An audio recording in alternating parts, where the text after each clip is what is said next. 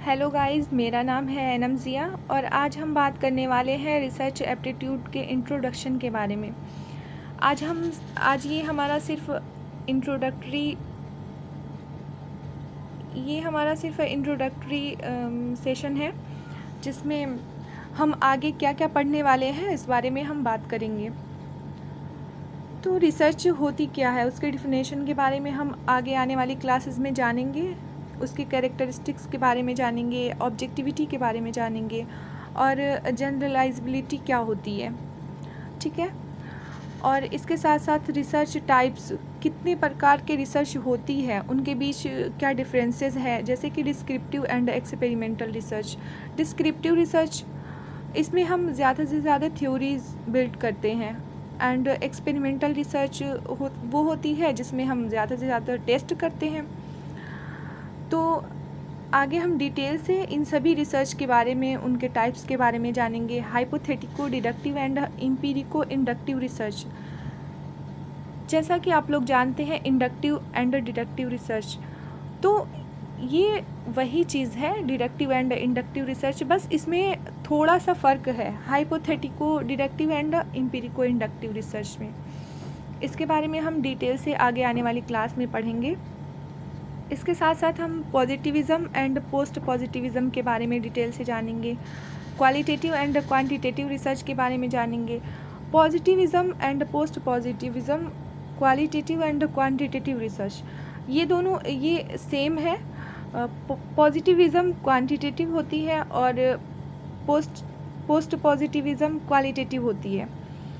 तो इसके बारे में हम डिटेल में आगे पढ़ेंगे आने वाली क्लासेस में। रिसर्च स्टेप्स कौन कौन से होते हैं, क्योंकि एक रिसर्च को करने तब तक हम एक रिसर्च नहीं कर सकते हैं जब तक कि हम उसको सिस्टमैटिक तरीके से न करें। उसको करने के लिए उसके स्टेप्स हैं, जैसे कि प्रॉब्लम को आइडेंटिफाई करना, लिटरेचर रिव्यू करना। तो इस बारे में हम डिटेल से पढ़ेंगे, क्योंकि इससे बहुत सारे क्वेश्चंस प्रीवियस ईयर आए हैं। प्रीवियस ईयर पेपर में बहुत सारे क्वेश्चन बने हैं इससे। उसके बाद जो data collecting, processing and analysing data, writing the report, ये तीन पॉइंट्स जो हैं, इसमें रिसर्च जो एथिक्स हैं, जो मॉरल हैं, उनका बहुत ध्यान रखना पड़ता है, क्योंकि जो हम डेटा कलेक्ट कर रहे हैं वो डेटा जो हम एक्यूरेट होना चाहिए। एक्यूरेट कि हम जो डेटा ले रहे हैं, क्या वो वही जो हमें लेना है वही हम ले रहे हैं या नहीं। और जब हम डेटा एनालाइज़ करते हैं, ये बिल्कुल ऑब्जेक्टिव होकर एनालाइज़ करना है, सब्जेक्टिव बिल्कुल नहीं होना है, एरर फ्री होना चाहिए। और फिर उसके बाद राइटिंग रिपोर्ट तैयार करते हैं। Experimental research and variables, experimental research के बारे में हम डिटेल से पढ़ेंगे, क्योंकि इसमें वेरिएबल्स जो होते हैं, इंडिपेंडेंट, डिपेंडेंट, कंट्रोल, एक्सट्रेनियस, ये बहुत इम्पॉर्टेंट है और इसके बारे में डिटेल से जानना बहुत ज़रूरी है। फिर हम बात करेंगे टाइप्स ऑफ स्केल की।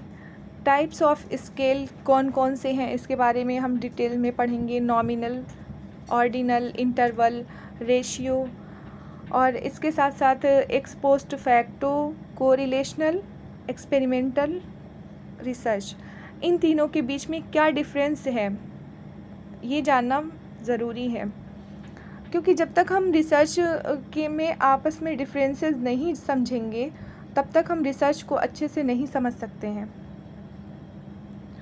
और अब आइए हम बात करते हैं नॉर्मल डिस्ट्रीब्यूशन की। नॉर्मल डिस्ट्रीब्यूशन कर्व, इसमें बहुत सारे स्टूडेंट कंफ्यूज रहते हैं कि नॉर्मल डिस्ट्रीब्यूशन कर्व होती क्या है। उसके बारे में हम डिटेल से जानेंगे। पैरामीटर क्या है, बेल कर्व क्या है, सेंट्रल टेंडेंसी क्या है, कर्टोसिस एंड स्क्यूनेस, ये बहुत इम्पॉर्टेंट टॉपिक है, इसको भी हम डिटेल में पढ़ेंगे, क्योंकि इससे बहुत सारे क्वेश्चन आए हैं प्रीवियस ईयर पेपर में। सैम्पलिंग टाइप्स दो प्रकार की होती है, प्रोबेबिलिटी एंड नॉन प्रोबेबिलिटी। तो फिर इसके भी कौन कौन से इसमें भी टाइप्स हैं, प्रोबेबिलिटी में भी और नॉन प्रोबेबिलिटी में भी। तो इनके फिर हम टाइप्स डिटेल में कवर करेंगे आगे आने वाली क्लासेस में। अब आ जाते हैं हम हाइपोथेसिस। हाइपोथेसिस क्या है? जब हम रिसर्च करते हैं तो रिसर्च करने से पहले हम एक स्टेटमेंट बनाते हैं कि हम प्रिडिक्ट करते हैं कि हम उस जो हम रिसर्च कर रहे हैं उसमें हम रिज़ल्ट क्या आएगा उस बारे में। तो इसके बारे में हम जानेंगे कि हाइपोथेसिस क्या है, उसके बारे में हम डिटेल में पढ़ेंगे, कितने प्रकार के हाइपोथेसिस होते हैं, अल्टरनेटिव या रिसर्च हाइपोथेसिस, जिसको हम रिसर्च हाइपोथेसिस भी बोलते हैं, अल्टरनेटिव को नल हाइपोथेसिस। इन दोनों के बीच में हम डिफरेंस जानेंगे, टाइप 1 एंड टाइप 2 एरर भी जानेंगे, क्या होता है अल्फ़ा एंड बीटा एरर भी जानेंगे, क्या होता है false positive and false negative, इस बारे में भी हम जानेंगे आगे आने वाली क्लासेस में।